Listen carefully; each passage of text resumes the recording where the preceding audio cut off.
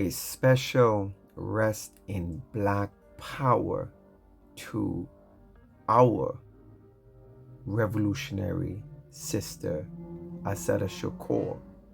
Yes, she was our hero. She was our revolutionary. She was our sister, mother, auntie, grandmother.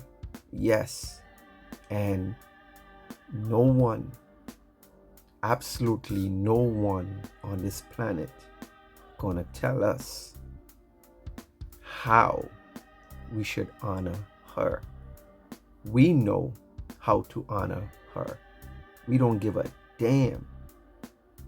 People like white supremacist collaborator, Indian FBI Kash Patel telling us how we should honor our revolutionary.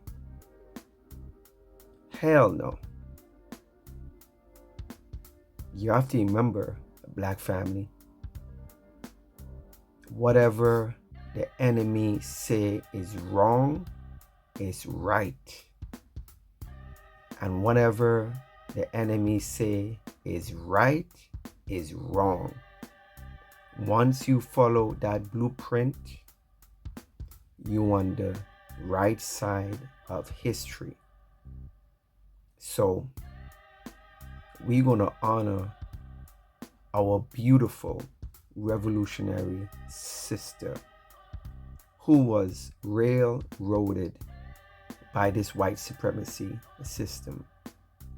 And we know our beautiful sister didn't commit the crime that these white supremacists said she did. So we're gonna stand on business. We're gonna stand on the truth. We don't give a damn what they say, because we know their whole system is built on lies. So rest up,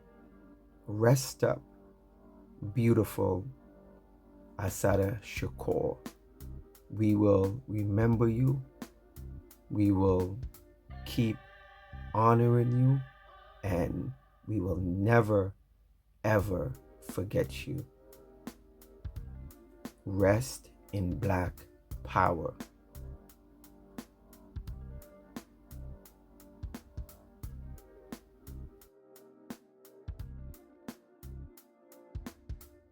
My name is Assata Shakur, and I was born and raised in the United States. I am a descendant of Africans who were kidnapped and brought to the Americas as slaves. I spent my early childhood in the racist, segregated South.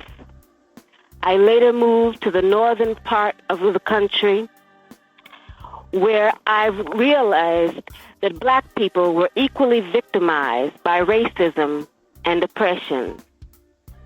I grew up and became a political activist, participating in student struggles, the anti-war movement, and most of all, in the movement for the liberation of African Americans in the United States. I later joined the Black Panther Party, an organization that was targeted by the COINTELPRO program, a program that was set up by the Federal Bureau of Investigation to eliminate all political opposition to the U.S. government's policies, to destroy the Black liberation movement in the United States, to discredit activists, and to eliminate potential leaders. Under the COINTELPRO program, many political activists were harassed, imprisoned, murdered, or otherwise neutralized.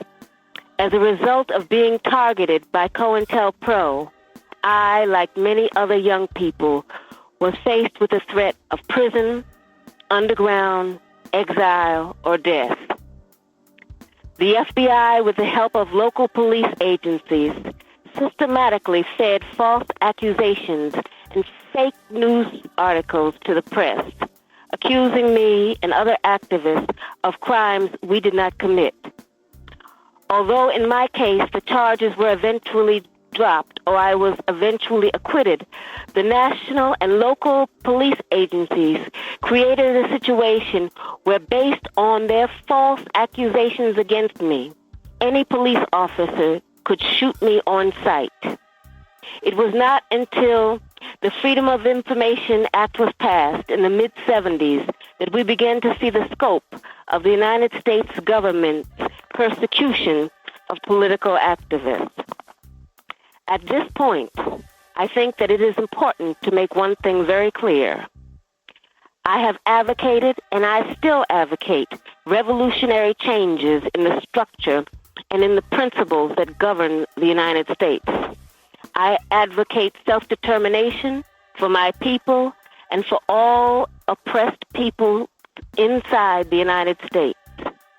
I advocate an end to capitalist exploitation, the abolition of racist policies, the eradication of sexism, and the elimination of political repression.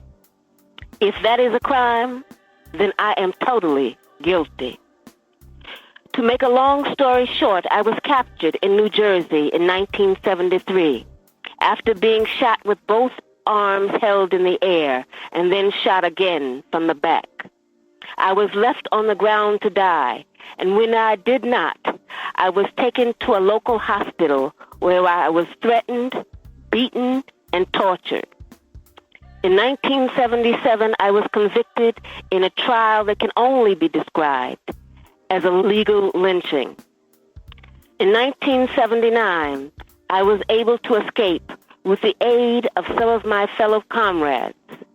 I saw this as a necessary step, not only because I was innocent of the charges against me, but because I knew that the racist legal system in the United States, I would receive no justice.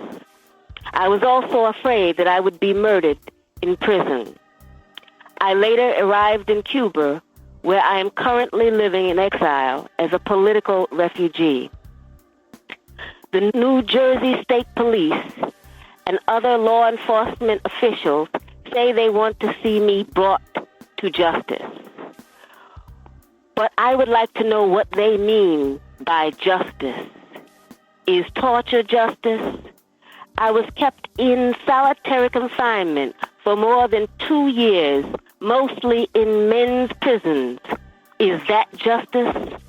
My lawyers were threatened with imprisonment and imprisoned. Is that justice? I was tried by an all-white jury without even the pretext of impartiality and then sentenced to life in prison plus 33 years. Is that justice? Let me emphasize that justice for me is not the issue I am addressing here. It is justice for my people that is at stake.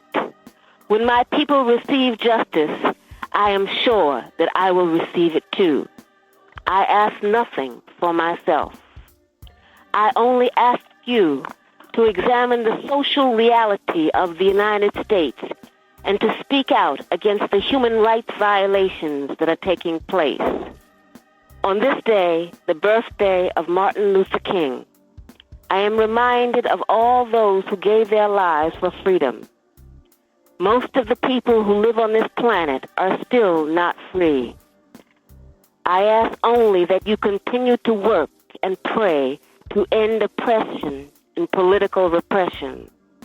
It is my heartfelt belief that all the people on this earth deserve justice, social justice, political justice, and economic justice. I believe it is the only way we will ever achieve peace and prosperity on this earth. I hope that you enjoy your visit to Cuba. This is not a country that is rich in material wealth, but it is a country that is rich in human wealth, spiritual wealth, and moral wealth. Respectfully yours, Assata Shakur.